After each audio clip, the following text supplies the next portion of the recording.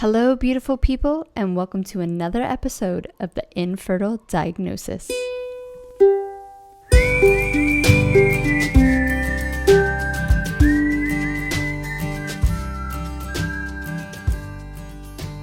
This episode of the Infertile Diagnosis is sponsored by the Baby and Me Journal. Now, if you follow me over on Instagram, you've seen this journal maybe once or twice, but do you know the story behind it? I started to create this journal for myself right before my third and last frozen embryo transfer. I have been doing some mental work and I use the 5-minute journal, and I really wanted a space where I can keep track of my meds, my supplements, my eating habits, my sleep, and also write once a day what was positive about that day. Now, I didn't realize how important this journal was going to be for me because my third embryo transfer ended up in an early miscarriage. And we were blindsided because we thought we had cracked the code. We had our IVF baby, we had our diet, we had our lifestyle, we had our mindset, and obviously we can't control everything in life. So we thought that was the end of our journey, but 2 months later, I found I was pregnant naturally for the first time in 8 years.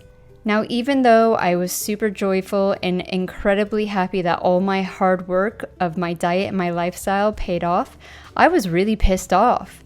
I was so mad that the knowledge that we can have a lot of control over our fertility health just wasn't out there.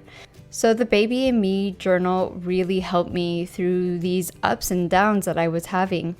I truly saw the importance of trying your best and looking for the small positive things you had going on in your life. The Baby and Me journal can be used over 3 years. And I hear you saying it, girl, I hope my journey is not 3 years long, and me too. That's why I designed the journal to be used at any stage of your journey and when you get pregnant and when you have your baby. So you can continue this practice of very simple but yet effective mindfulness for 3 years.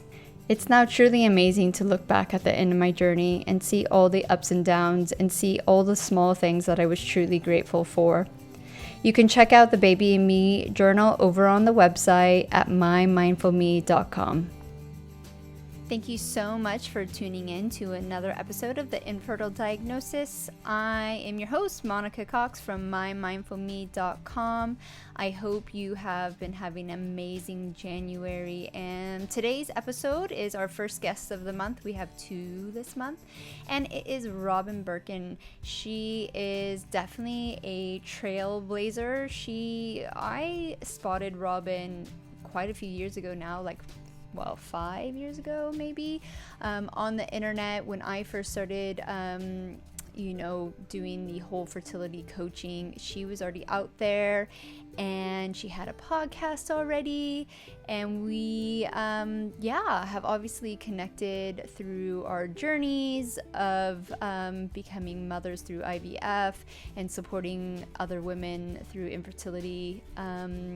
She definitely is a wealth of knowledge, and I'm super happy to have her on the podcast finally. So Robyn took control of her situation when her doctors didn't have the same intuitions that she did, that there was something a little bit more going on with her body and maybe some of the reasons why she wasn't maintaining a pregnancy. So she took control and she shares her story with us. So I truly hope you gain some inspiration from this podcast of how you can become your own hero, especially in your doctor's office, because you've heard me talk about it before. It took me a long time to brave up and demand the things that I needed for myself. And so without further ado, here's the beautiful Robyn. Today we are here with Robyn, and Robyn, you have massively taken control over your life, and I think a little bit of your infertility journey had a big part of that. It definitely did. My infertility journey has literally changed the course of my life in pretty much every aspect. And here I am years later. I don't even recognize the person that I was before, and everything's different. The way I approach problems, the way I eat, the way I take care of my mind. My infertility journey was kind of the changing point of my life. Well, take us back to before you started trying to conceive. What were you like? Did you eat healthy before? Is this something new? So you don't know what you don't know, right? And I have these memories of like two kinds of foods that I used to eat. And I used to think, this is in my early kind of career days, thinking that I was the business and having these two foods. So one of them was these box drinks that we get in Australia. And they're like breakfast ones. They're called Up and Go. And so I used to drink these box drinks as I was heading out to my corporate job every day. And they've got like oats and things like that. They've got a milky flavor. And one day, one of my friends, Anika, she's a total health and wellness fitness buff, looked at me and said, "Are you freaking crazy? That's got 29 grams of sugar in it. And you're drinking that every day. That's not healthy." And kind of falling off my perch. And from that moment on, whenever I see Up and Goes, I think of Anika saying to me, "Robyn, that has 29 grams of sugar in it." But the other thing that I used to do is every day for my lunch at work, and again, thinking I was like the business doing this, I used to have these packet noodles, the Asian flavor. So they're like mee goreng noodles. They're like 30 cents to buy one, but they're literally just a hotbed of like MSG and artificial flavors and obviously zero nutrition. And I used to have these, and one of my friends who sat in the desk next to me used to eat this as well. Fast forward to a few years, still thought I was the business. And I used to constantly be baking like cookies with like a ton of butter, a ton of sugar, and these choc chip cookies. They were like my, what would you say, my specialty. And then I look back on my life now, and every time I'm like, yeah, gee, I've changed so much in the way that I eat, but you don't know what you don't know. So when you know better, you do better. But, I've definitely come from a very different place. And I guess part of the start of me eating a lot better was I started working in a job about 8-9 years ago. And just before that, I was working a very high stress job. My hours at this job were 8 a.m. to 6 p.m. And it was a high flying marketing job. I was an advertising and promotions manager working like ridiculous hours. I'd have 3 night events after work every day. It would take me an hour to get there and back. So I'd leave the house at 7, get home at 7 on a good day. And I had 3 months, I'm such an idiot for leaving it this long, where I was getting ridiculous headaches. Ridiculous headaches. I kept losing my voice. And I was patching this all up with strong painkillers and cold and flu tablets and soldiering on and thinking like, I got to do this. I've got to power through. And then I ended up having to take this mega dose of antibiotics and being like, I was like, hold up, what the fuck am I doing in this place? This is not right. And it was kind of, you have these moments in your life where you're like, oh, whoa, something needs to change. And that was one of these moments where I was like, I don't think that this like super high stress job is doing me any favors. But I also took my booty off to see a naturopath at that point because I was starting to get really worried about, what was going on in my health. And she ended up, I still didn't learn all the lessons. She put me on this kind of a keto diet. So it's not the keto diet that most people know now that's, sort of 80% fat, but it was a similar version of that. And she'd have me do these urine tests multiple times a day to check my ketones. But this is where it comes to, you've got to take charge of your journey. You've got to use your gut instinct to know, what is good and what's not good. But in order to be reaching my daily sort of protein intake, which she didn't question at all, and she actually sold these products to me, I would walk out of appointments like $370 lighter in my wallet because of all of the protein shakes and bars that she had me buying to be on this diet. So like I was eating a ton of salad, but I was also eating like a ton of processed shit at the same time, which this lady was encouraging and selling to me. And at that point I kind of tuned into my gut and I was like, no, this is also a little bit messed up. This doesn't feel good. Did you feel better on that, or was it still? I felt I lost 3 kilos, so which is probably, I think, probably around 6 pounds. And then it stopped and I was exercising like crazy. She'd get me on the things and she'd be like, yep, fat muscle percentages are still off. And I'd be like, oh, I'm freaking eating the diet that you're telling me. I'm doing so much exercise and nothing is working. And I felt like there were some things that I felt were better, but there was just something off. Like, you know that there's just something off. This weight like was kind of just hanging on. And so I still didn't feel right. So then we fast forward, I found a different naturopath. And this is when, at the same time as I found this other naturopath, things started to fall into place for me. She gave me handouts on, these are some of the foods that you should be eating. She put me on an elimination diet, and she, wasn't trying to sell me 1,001, junk food supplements. And so that was the point where I started to realize the impact of what I was putting in my body. She gave me these handouts with like, try and eat things like quinoa and amaranth. And this is back in 2012. And the quinoa wasn't a thing then. So I was like, the fuck is quinoa? And so I was like, what is this? And I was like, you know who eats this crazy food? Vegans eat this crazy food. And so then I got a whole bunch of vegan cookbooks. I even got books on like paleo and all sorts of diets to just try and work out, okay, let's just try and solve or figure out a little bit more, learn a bit more about nutrition, about like what I'm putting in my body, what I'm supposed to eat that has quinoa in it. And then that was where I started to eat a lot more whole foods. I started to, not be afraid of snacks, but eating like whole food snacks. I started to work out that, you know what? Dairy does not agree with my stomach. Like I'm a firm believer that gluten and dairy should be cut out of fertility diets.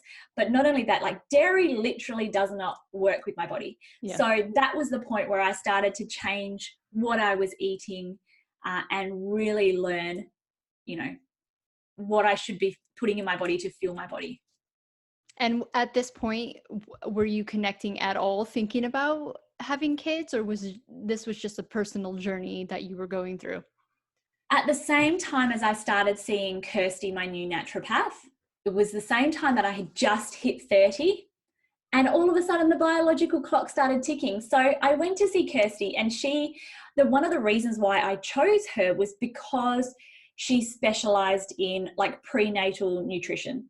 So unlike some of, maybe unlike you, I was like type A. I was like, I'm going to get onto this. I'm going to do like all the right things, tick every single box with, my diet. I'm going to make this work the first time. And so I did this prenatal diet with her. I completely resisted dairy because I had been vegetarian for many years. So dairy was like my life. Dairy was like 3 times a day. And so I literally, at the time I started seeing her, was the time I started like her 3-month preconception plan, essentially. Okay, so you did her 3-month plan and you got pregnant, right? No, fucking crickets. And I was so convinced that because I had ticked what I thought at the time were all the boxes, I was still working a high pressure marketing job, a different job that was 1,000 times better, but I was still working quite a high pressure job. And, you know, I thought that because I was ticking, and, you know, like it's all a progression. Like you learn a bit more, then you learn a bit more, then you learn a bit more. But no, we didn't get pregnant. We got a year in, like most people. And even trying to conceive, you know, we talk about infertility being a year in if you're under 35, but you're broken at 6 months, I feel. Like it's so hard when it doesn't work. It's so hard when you've put in so much effort, you've invested so much into this outcome, and then it doesn't happen. So nothing happened. So we found ourselves then, you know, a year after we started trying to conceive at a fertility clinic. We started, you know, going through the motions, doing all the testing. My husband's sperm test results came back super average, like just under the bar of what they should be. So he went to Kirsty. So he started on the plan. And, you know, up until that point, he was so reluctant to do anything about it. But then he got all of his sperm into like the ranges that they should be in. He, you know, and credit to him, he like gave up so many, like all of his alcohol, all of his friends were in this time where everyone used to go out, and he was resisting. And that, you know, for a lot of men, that's how they socialize, over some beers. That maybe that's something wrong with our society, but you know, that's what they do. So he worked really hard to change his lifestyle, and he brought everything back into the normal ranges. All of my tests seemed to be in the normal range.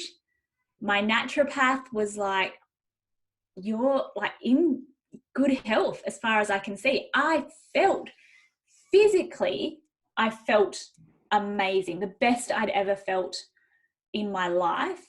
Still to this day, physically, that's the best I've ever felt in my life.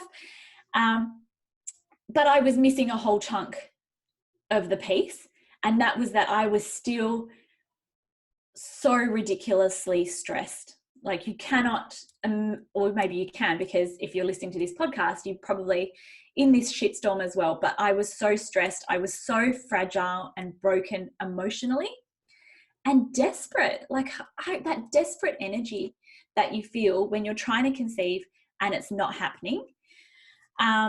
So that was sort of where we were, and we just started going through the motions. We started doing, okay, ovulation induction, just to, you know, so that they could make sure my hormones were at the levels they should be. Okay, now we'll try IUI. Okay, that's not working. Okay, now we'll try IVF. Okay, there's something not quite right with the sperm.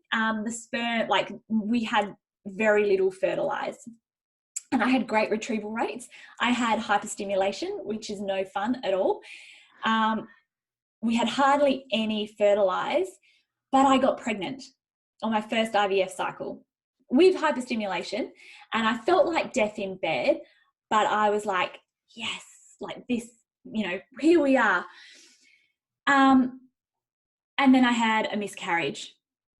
And like, if I felt like emotionally, if I was at rock bottom, there was now a whole new level of hell emotionally that I was feeling. It was just so hard. I know. Yeah. After I had that miscarriage, I've never felt as low in my life, as much of a failure in my life. And I felt like, I said to my husband at one point, I can deal with IVF. If I need to go through this hell, that's fine. If I need to go through the hell of having hyperstimulation, that's fine. But I can't do all three. And so many of us feel that way. But you do. Like whatever the low is, you still put one foot in front of the other. But that was also my wake-up call. And we can, I feel, skirt, you know, at this low level, but not have the rock bottom enough to have the wake-up call. And so that was my wake-up call, that I was like, nah, like something here is still not right. We went on a last-minute holiday to Lombok in Indonesia, and I just all of a sudden had this swell of gratitude for my life, Lombok is we went to like an eco retreat, and so there was none of this like touristy shops or anything like that. We literally had our little eco retreat, and then there was a village there. And I went for a tour of the village, and people sleep on like in like the floor in mud huts. That's what it's like there. And it kind of started to put things into perspective for me. I was there, my progesterone levels during this cycle were like 4,700, ridiculous, when usually with a pregnancy they should be about 70. So they had just shanked the medications that I was on. And so my head was just falling out in chunks in the shower in this eco retreat. It was this real kind of juxtaposition of the situation. Here I was in this beautiful place, but I'd been putting my life on hold the whole time.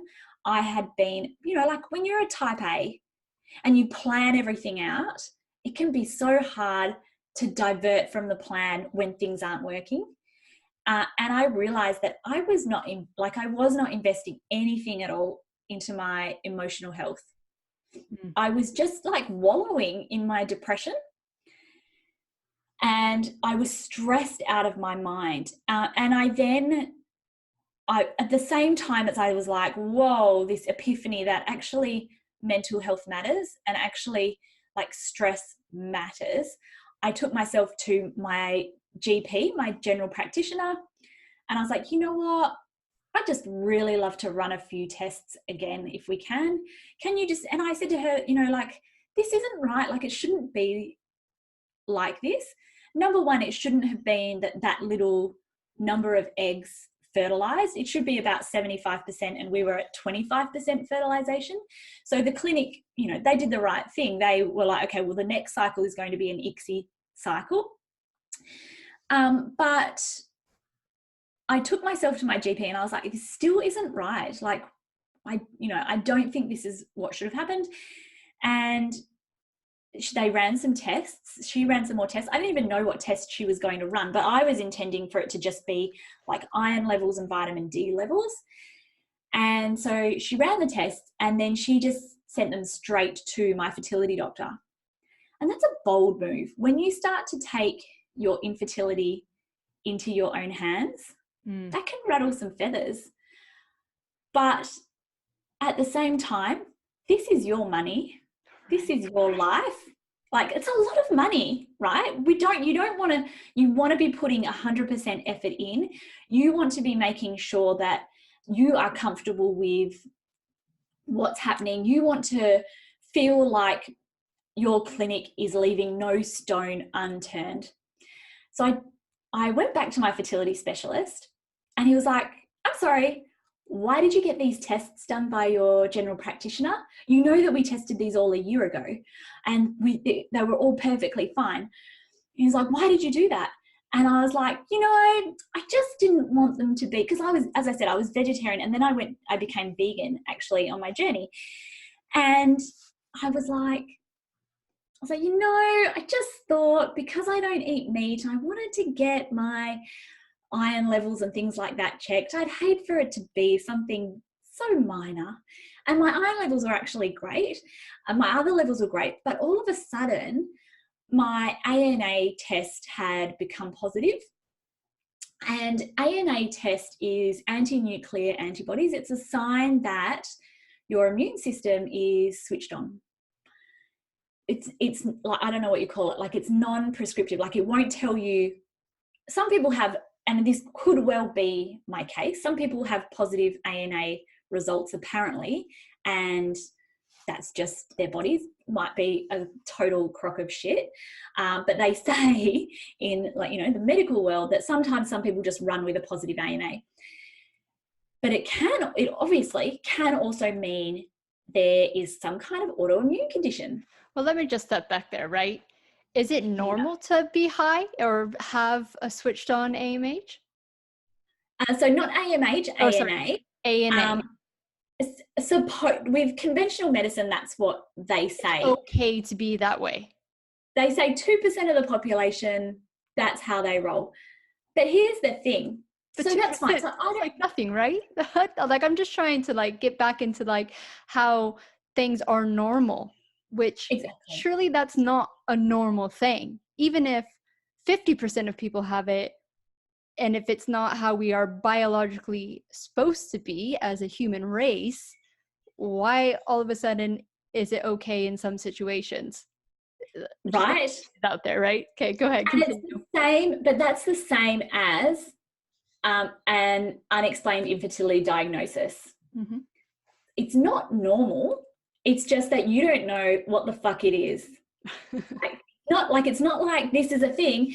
It doesn't, like, so when you say, oh, some people just roll with that, or when you say, oh, some people just have unexplained infertility, it doesn't mean I don't think it means this is a diagnosis. I don't think it means this is normal or this is okay. It just means that someone who's trained in conventional medicine doesn't know the answer. Yeah. So, and also, well, I didn't test positive for it a year ago. So clearly that's not just how I roll. But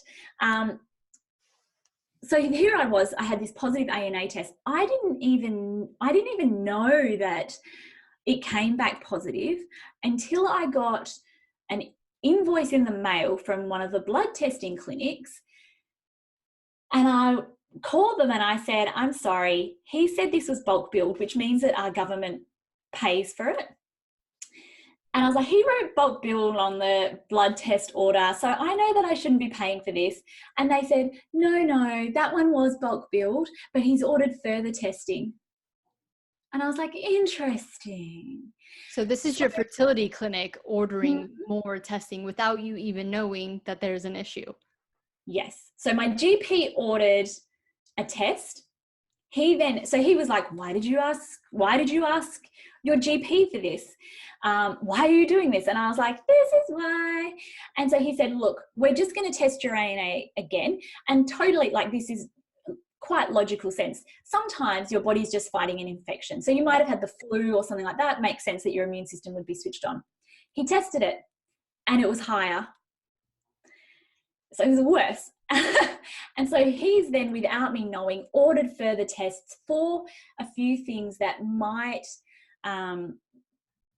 be in line with a positive immune test, and like you can get different types of results in an ANA test. There's might be 4 categories, right? Mm-hmm. And so, okay, he's tested me for a few of the things in those 4 categories.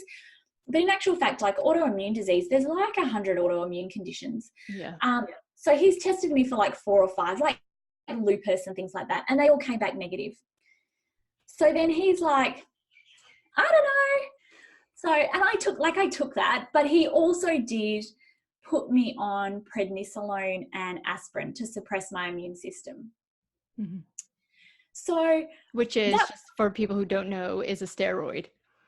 Yeah. And sometimes they give people with cancer prednisolone. Yeah. So that was where I was. And so that's what I started taking. And that's how I fell pregnant with Chloe, my first, who's 4 years old at the time of recording this. And so, but here's the thing, like my ANA test was negative when I landed at the fertility clinic in 2013. And it then became positive over the course of our journey. So I don't feel like on my fertility journey, I don't feel like, I feel like there's a lot of people in the same boat, that there's no red flag. There's no like 100% this is the cause of what happened. And sometimes there are multiple things. So something, even though my husband's sperm came back in to the normal ranges, which even I find like there's normal ranges and there's optimal ranges. Yeah. So that's another thing. But so if you're 1 bar above, like his was better than that, but if you're 1 bar into the normal range, that's still not that great. Yeah. But could it be something else going on with his sperm that science just doesn't know about? Could there be something going on with implantation? Could there have been something else going on? But my immune system didn't start off that way. And to this day, I will always wonder, whether part of that was the incredible stress that I was under. And there's lots more stuff coming out that's saying that stress is necessarily a cause of an autoimmune condition. We can be predisposed in our body, I believe, to certain things, right? Mm-hmm. So some people, I feel, and of course, none of the examples are coming to me, but some people, you know, like we all have our Achilles heel, right? Yeah. So for some people, that might be infertility, and infertility obviously has a lot of other areas. For some people, that might be autoimmune conditions. So whatever it is, your body, you know, what's the first thing to go in your body? And for me, maybe I always think now that stress may have triggered my immune system. Yeah, it just added up because, like you said, you lived a very stressful life, a very unhealthy life, diet-wise, for so many years. And even though you took control of your diet, there was that missing factor that you weren't reducing your stress. And, you know, the body's always trying to get back in line, right? And you were probably doing more than most to get it back in line, but you were probably missing those key links to get it back into full happiness. And it is interesting when we don't see it in black and white, right? Because that's what, you know, fertility is such a mind fuck, is because a lot of the time it is just not black and white. You could, you know, for me, like my last 2 frozen embryo transfers, one was a pregnancy, one was not. And I was doing the exact same thing. I was on the same diet. I had the same lifestyle. I had the same immune suppressing drugs. I mean, and the only thing that we can think of is that the 2 embryos that didn't make it just weren't good enough. We didn't do genetic testing, and we got them before I knew I had an immune issue. So even though they looked good, they probably weren't good enough. But yeah, it is a frustrating thing because we want a black and white, we want to answer, right?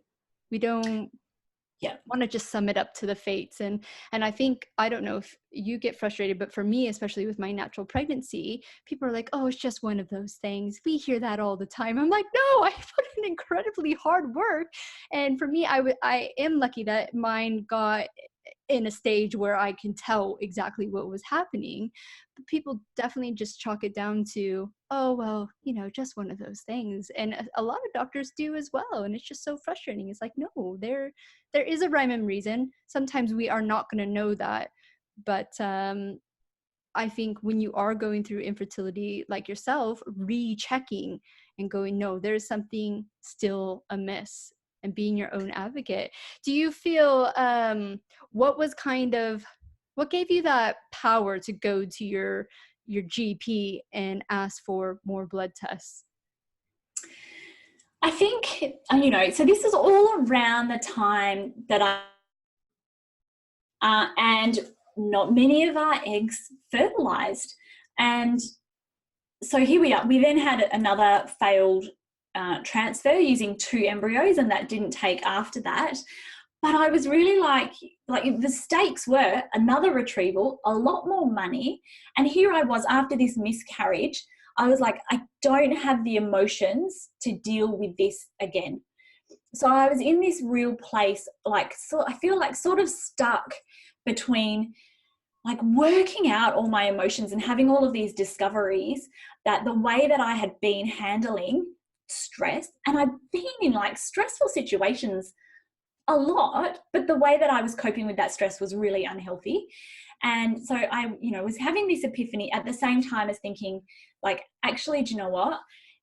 I feel like I'm at rock bottom. I don't know if I have the emotions to cope with another retrieval. Let's start, like, desperation, I guess. I was like, something's got to give. And I refuse. Like, I'm so tenacious. I refuse to ever accept like the answer of like, this is just it, you know. And I see so many people in the fertility world that will just sit there with a fertility specialist and they're losing all of their faith, but they continue staying there. And I'm like, come on, disrupt that shit, you know. It's your money, it's your journey, it's your life, your relationship, you know, your life plans here. And you know what? We need to be open to change and we need to be able to be flexible enough to start taking charge of that. And, you know, like when I look back now at my second pregnancy, I was so much more confident in taking charge of the situation. Yeah. Yeah. Did you, what were the steps that you were taking to help with your mental health? So a few things made a big difference in my life. So number one is we went on this trip to Lombok. I hadn't been on a holiday in such a long time. I was just building up annual leave at my job and had this kind of, you know, switch that actually, do you know what? My job isn't the most important thing in my life. My relationship, the things that I have outside of work are the most important, and the things that I already have in my life are the most important things in my life. I had this huge moment of gratitude in Lombok, and I came back committed to writing in a gratitude journal every single day. And the way that a gratitude journal just, like, it's the start, it's, you know, I recommend to the warriors in my programs a much more detailed way of journaling, but starting off with just gratitude and writing down 3 things that you're grateful for at the end of each day starts to flip the switch to always feeling like really negative about things, to trying to look out for what is already positive in our lives. And we go to bed. I have so many warriors who say, join my programs because they wake up at 3-4 o'clock in the morning every night having panic attacks. Yeah. It's common, like it's a thing. And one of the reasons I believe for that is that our brain, whatever our last kind of thoughts are, whatever the energy is before we go to bed, that repeats in our subconscious while we're sleeping. Yeah. So if we can flip that switch to positive, like something more positive, you know, and it's really hard. Like when you're in a place of gratitude, if you close your eyes for a moment and think of what you are grateful for, people you love, those kind of thoughts, it's really hard to feel those other emotions like desperation and hopelessness when you're in that place of gratitude. So that was one of the things that I did. Another thing that I did was I started saying affirmations. And like when I say I started saying affirmations, I started saying them like nobody's business.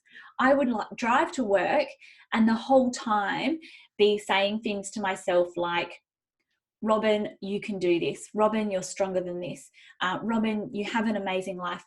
And so that was one of the other things that I did. And, you know, I'll even remember once on my way to the hospital, I started to feel that anxiety kind of rise up again. And literally the whole way to the hospital for the blood tests, I repeated to myself, this is going to be okay. Robyn, this is going to be okay. And, you know, like it takes a while. At first, when you start saying affirmations, you're like, this is bullshit. I don't believe this shit. No, like you know, your brain starts to, you know, fight back. Yeah. But by the time it takes me 15 minutes to get to my clinic. By the time I got there, I felt so much different. If you repeat that phrase, and think of how many times you would be repeating that phrase every minute, you know, so that many times I would say that. And it really, like, you know, once you start saying it and becomes a habit to start talking to yourself in a different way, then that really starts to change the narrative in your mind. And it's the same thing as well. Our brain is processing something like 3.2 bits of information, million bits of information per second. But the majority of those are in our subconscious, and 40 make it through to our conscious brain. 40 per second out of 3.2 million. So this is about us, when we're talking about affirmations out loud, bringing the positive into our conscious mind. And when you bring things into your conscious mind, you know, like our brains are so complex, your brain kind of starts to believe it. Like, why would she say this out loud if, you know, if it weren't true? And that's how we really start to change the dialogue in our minds. You know, all sorts of things. I really visualized, I used to rub my belly and just picture myself pregnant all the time. I used to visualize it all the time. Yep. And it's crazy because all these little things, you won't see an instant night, you know, overnight, you know, success story with them. And we're not saying that just do this and you will get pregnant. It is a very slow process. And I did a lot of the similar things that you did. And when I had my first miscarriage, I couldn't believe how well I handled it.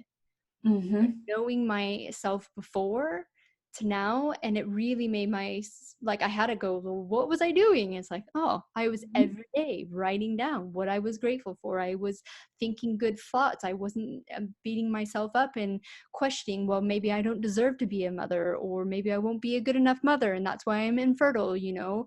And Yeah. like you say, just flipping this script in your head, because you're talking to yourself anyways, right? So Yeah. you might as well be nice. Yeah, that's right. And, you know, like I didn't do it at the time to, you know, it's only now that I know the impact that stress has on our fertility. I did it just to cope with my miscarriage and to summons the strength to be able to undergo another retrieval and with potentially hyperstimulation again.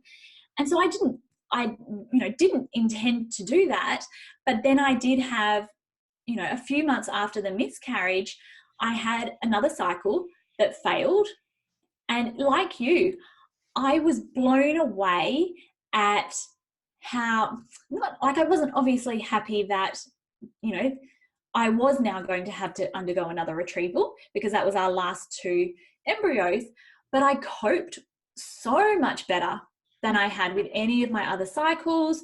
I felt really calm. I felt really confident, and I could trust that things were going to work out. I was doing all of the things that I felt were right. I was open to change and learning new things on my journey. And so I just felt really confident that it was going to work. And so that really, you know, blew me away on my journey. Yeah. And do you think they made, a big impact on going forth and doing the next round of IVF? Absolutely. I don't think in the state that I was after my miscarriage, first, I don't think I would have been able to have another retrieval because I felt so stressed. But we had, you know, like great results. My retrieval rates stabilized. My eggs still didn't survive. So I had great retrieval rates, obviously, because we did ICSI instead of IVF. And a lot of them made it to the freeze. A few of them didn't survive the freeze. But with that same retrieval, that's Olivia's from the same retrieval. So we have two little people from one retrieval. Yeah. And that's amazing. And I'm so happy for you. But you do have kind of, with your second, full pregnancy, a bit of another wobble in your story, right? It wasn't a smooth sailing, second full term pregnancy. Tell us a little bit about that. Oh my God. So here's the thing. I think that so many of us feel like once we get pregnant, that's the goal, that's the end of the line. The reality is that once you fall pregnant, so many warriors are a hotbed of anxiety about miscarriage and all the different things that can happen.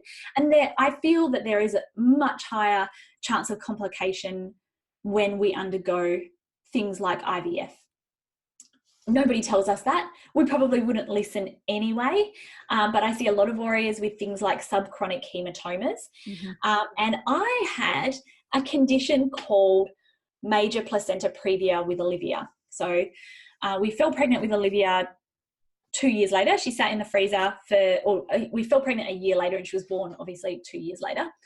But I had this condition called major placenta previa. And you know, at this point I had done so much mindset work. The mindset has completely changed my life. Infertility generally has completely changed my life. The way I eat, everything I do now is so different. But even my obstetrician even comments that she's never seen anyone handle what I've handled as well, which I put down to, just like you say, I fucking worked hard for this. Like, it's not like nothing's a one fix. It's an ongoing thing. But I had this condition called major placenta previa. So to explain, you have your placenta, and you can have placentas can be quite large, but what they do is they have little veins and arteries that plug into your uterus. So that fuels the blood flow. That's where the blood comes through to fuel the baby. It's very vascular, which means there's a lot of blood going in and out of this placenta uterus mash. My placenta mashed dead center over my cervix. So where the baby comes out, there was a plug of like blood that was fixed in through you, like arteries and veins and things like that.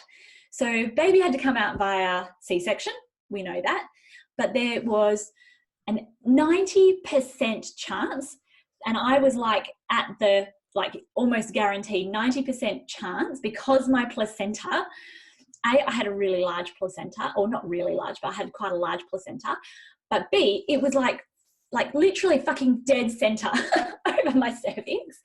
And so I had a 90% chance of hemorrhaging during pregnancy. And you can lose your entire, I guess, whatever you call it, like blood supply in your body within 15 minutes. So it's serious, right? Mm-hmm. And I had a 90% chance of that. I made it to 37 weeks without having a bleed, which is pretty damn great. Some women's babies some women lose their lives. Some women's babies are born at like 22 weeks. Some women have to spend almost their entire pregnancies in hospital on bed rest. And so I made it to 37 weeks with a fairly uneventful pregnancy. But then I had a bleed. I had to rush to hospital. Literally from the time I started bleeding to the time Olivia was born was just over an hour. So that includes palming off my 4-year-old, getting in the car and getting to the hospital, having like anaesthetist, starting the operation. That whole thing was an hour. There was nurses waiting for me in the corridor of the hospital to arrive, because it's serious. And you know, like my uterus at this point in the surgery like gave up. My uterus would not contract, so it was just like still spewing out blood, and hysterectomy. So Rob Dog has no uterus, which means that I can now wear white pants 365 days of the year. But you know, like the lengths that we go to have these children. So yeah. But I mean, if you didn't have that mindset, I mean, that's a huge thing, right? It is such a huge thing. And I think especially through infertility, that is like your womanhood, right? You feel like you're broken already, and then to lose all capability of doing again, say if you did want to have more children too, that's like, right, let's go back to square one and start rebooting of like the positive. I'm alive and I have a healthy baby, right? That's the basics. Yeah. And I just, you know, how many of us on this infertility journey, and especially our childbirth journeys, just think to ourselves, you know what, I'm just going to go with the flow and surrender. And we can often, especially when we're type A's, if you think about, I like to use the analogy of like swimming, right? So you're at the bottom or at the top of a waterfall, right? And you're trying to swim against the tide and you're just not getting anywhere. Whereas if you just start to try and go like sideways, but go with the flow, that's how you get to the shore. You can't fight all of it. You need to work with it. And I was really committed to, I'm going with the flow. Whatever's going to happen is going to happen.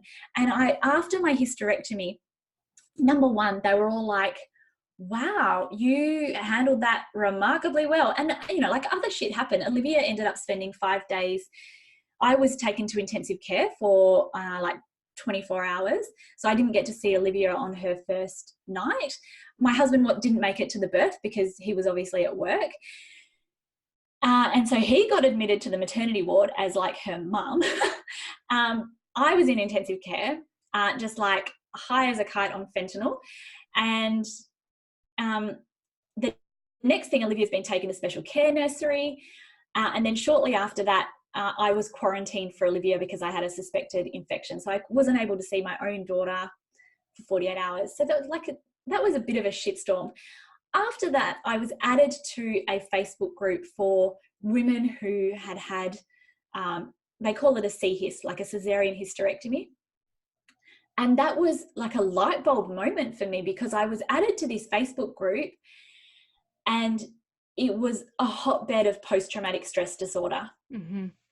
Like and rightly so. That's a traumatic experience for women.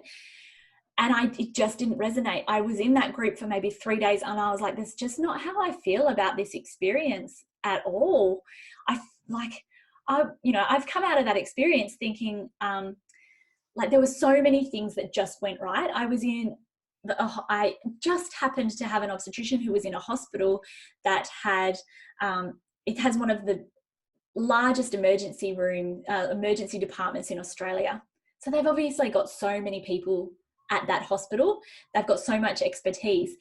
And they're the only hospital in WA that can do, in Western Australia, that can do cell salvage, which means they can recycle blood. I lost half my volume of blood during that surgery. So they were able to recycle some of that and put it back in. I had such an experienced obstetrician, and the head of obstetrics, who obviously had to come and assist in the surgery, he was so experienced as well. And, I was born in Zimbabwe. If I lived in Zimbabwe, I'm pretty sure it would not have been such a good outcome. So I came out of that thinking, I dodged a bullet. Like, I really dodged a bullet through that experience. And the experience of others was not like that, which is completely understandable. But that was sort of a moment where I realized that, okay, like actually some of the work that I've done has had a big impact on my life. Yeah, 100%. And it is only until you're on the other side that you realize that. And, that's why we keep saying, infertility is almost just the beginning. If you can crack, you have the time. If you can crack your code of whatever that is for you, not only your life going through infertility and, motherhood, whatever that looks like for you, or non-motherhood, you're going to be a better person. It's just a win-win situation. And trauma is going to happen again in our lives. Yeah. So we need to deal with this. Like if you feel really stressed in your life, if you feel like you're not coping, if you don't have healthy mechanisms for coping with stress, it's not like once infertility is over, your whole life is going to be magic and rosy. People, everybody's going to die at some point. You might have to deal with death and things like that at an earlier time in your life. So let's start putting in the habits and things like that now. If you have an autoimmune condition or something's not right with your immune system, that's not going to magically go away once you have a child. So you can deal with it now, or you can deal with it later. But if you don't deal with it, things that are going on now, then they could get worse. But they're not going to magically go away. And you might end up, just spending 10 years in a shitstorm of IVF and things like that, still stuck in the place that you were when you started. Yeah, exactly. Especially with any kind of health issue and the reason why you are infertile, it's a huge thing to take care of it and not just put a Band-Aid over it, because you are potentially impacting your child's health future. And like you say, it's not going to go away. And if you get pregnant, I think we all underestimate, because I think it's just society, right? How much pressure pregnancy puts on a woman's body, and what your organs and all that kind of stuff needs to do to support two people. Your issues can just keep flaring up and presenting in a different way. And then all of a sudden, you have other really full-blown issues that you're going to maybe potentially always have to be on medication, because sometimes when you get to a certain level of something, there's not really any coming back. You can, care for yourself, but to fully reverse it, some people just go too far, right? Mm-hmm. But, absolutely. yeah. So we talk about hindsight being a bitch. With everything that you have dealt with, been through, lived through, studied, what's the one piece of advice that you would give someone going through infertility right now? Only one. Do you know, I have so much. There's so much hindsight, and there's so much that I wish that I knew. But I think for me, like it really does come back to being willing to have an open mind and being willing to, like, you know, whenever I'm smug, so I felt really smug about those Me Gorean packets. I felt really smug that I was going to fall pregnant straight away. Like, this is my number one thing. And if I had had an open mind to be able to reflect on, you know, what I was doing, some of my behaviors, what was important in my life, and things like that, then I may have really changed the course of my life. And obviously for me, you know, the number one thing that failing that I think I had was things like staying in a ridiculously stressful job that I hated from the start. It was a fantastic learning experience. So I suppose no regrets really, but you know, I would have, like, stress is fucked up. And so I would have had an open mind enough to be able to reflect on myself and to be able to assess my life at a more holistic level rather than just being stuck in my life. I hope that makes sense. Yeah, no, I mean, it does. It's taking a step back from the norm, right? And Yeah. not looking at the woohoo stuff that we, you know, maybe see us do or other people do and go, nope, too woohoo. Just be open to it. And if you are open to it, your path might just go a little bit easier. Yeah. And I mean, like, my story is probably different to so many other fertility warriors out there in that, like, I was onto it with my diet and lifestyle. I saw a naturopath right away, but I think we can get so fixed into conventional medicine and thinking that it's one or the other. Yeah. Like, if I'm at an IVF clinic, then nothing else matters. Like, I don't need to do anything else. No, like, shit in, shit out. If you're still eating so much shit, then, like, surely that's just logical sense that your egg quality might also not be as great as it could be.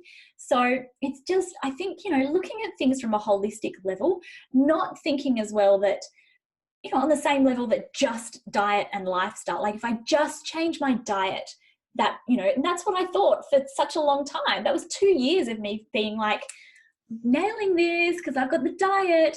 There's a holistic picture in here, and that picture may include, for many people, conventional medicine, but I think that our diet, I think that our mindset, there's, you know, like a whole piece in there. Let's not just have one piece of the puzzle. Let's try and work on the whole pie.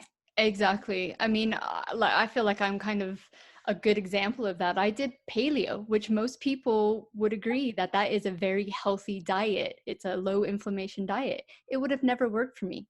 You know, I had to go on a different level to fix my issues. So yeah, it's not getting hung up that like, oh, I'm doing everything perfect, because it's probably not your perfect. If you're still not achieving your goal, even though you're doing maybe better to someone else. And that's the thing, maybe just getting out of like that comparison mode of, well, I'm doing everything great, and why does she get to eat McDonald's, smoke crack, and get pregnant on the first go, right? Well, because, well, that's a whole nother story, but yeah. Well, thank you so much for joining us. Tell our listeners where they can find you and what you've got going on at the moment. So the best place to find me, kind of the place where I hang out, is on Instagram. So you can find me at Robyn Birkin. So that's Robyn with a Y. And I have the Fertility Warriors podcast, where I obviously talk a lot about mindset, a lot about my fuck ups in life, and things like that. My two, I guess, core products are, I run a monthly membership, which includes like a monthly mantra, meditation, meal plans, and I guess like fertility and lifestyle hacks. But I also run a Fertility Warrior intensive program, which is like the mindset stuff. So it's a 12-week program that we run through, and we do that twice a year in April and November. Great. Well, once again, thank you so much for sharing your story, showing us that we can take control of our diagnosis no matter what stage we're at. And I am sure we'll speak to you again sometime soon. Thank you so much for having me. Bye. A few more things before you go.